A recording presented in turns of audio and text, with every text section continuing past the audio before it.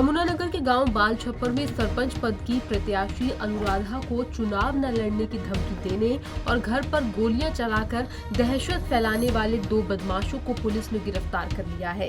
USA में बैठे गांव के ही दलजीत उर्फ कंग उर्फ बाबू को फिलहाल इस पूरी वारदात का मास्टरमाइंड माना जा रहा है।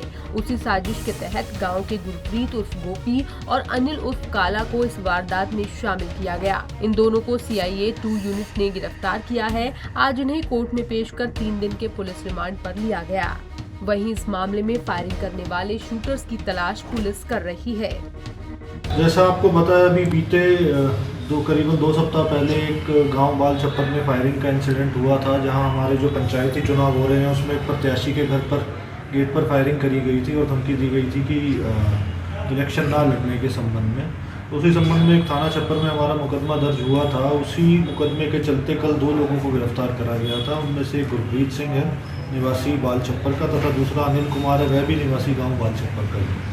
तो उन लोगों को अरेस्ट करने के संबंध में आज आप लोगों की ये इनका देखिए, जो अभी तक बात जो हमारी जांच में सामने आई है वो पंचायती चुनाव को लेके जो गांव में रंजिश रहती है उसी के संबंध में इन लोगों ने इस वारदात को अंजाम दिया। अभी तक की जांच में जो इनिशियल हमारे सामने फैक्ट्स आए हैं वो यही आए थे। उन्हीं के बिना पे जब हमने इन्वेस्टिगेशन चलाई थी, फिर इन दोनों लड़कों की अरेस्ट हुई है और उन्होंने भी अभी बाबू का ही नाम आगे लिया है।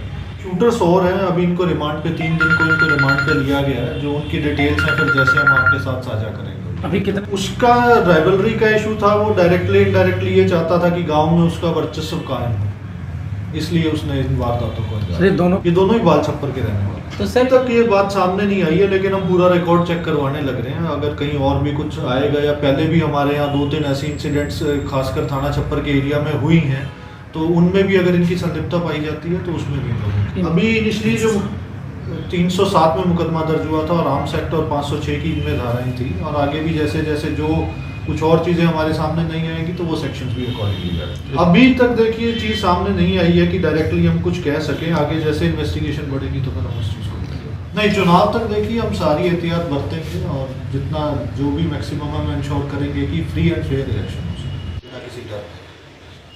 मास्टर बाबू को ही मास्टरमाइंड अभी बताया जा रहा है। देखिए आगे जैसे जैसे अरेस्ट होगी, क्या पता कोई और भी लिंक सामने आए। अभी तक की इनिशियल इन्वेस्टिगेशन में बाबू पुलिस का कहना है कि इनसे बड़े खुलासे हो सकते हैं। थाना छप्पर एरिया में इस तरीके की जो वारदातें हुई है उनमें भी ये शामिल हो सकते हैं और गांव में सरपंच की हत्या के मामले में भी यूएसए में बैठा दलजीत शामिल हो सकता है। लेकिन इन सभी बातों का खुलासा जांच के बाद ही होगा। फिलहाल सरपंच पद के प्रत्याशी के घर के बाहर फायरिंग और धमकी देने के मामले में इन लोगों को गिरफ्तार किया गया है और पूछताछ की जा रही है। पंजाब केसरी टीवी के लिए यमुनानगर से तिलक भारद्वाज की रिपोर्ट।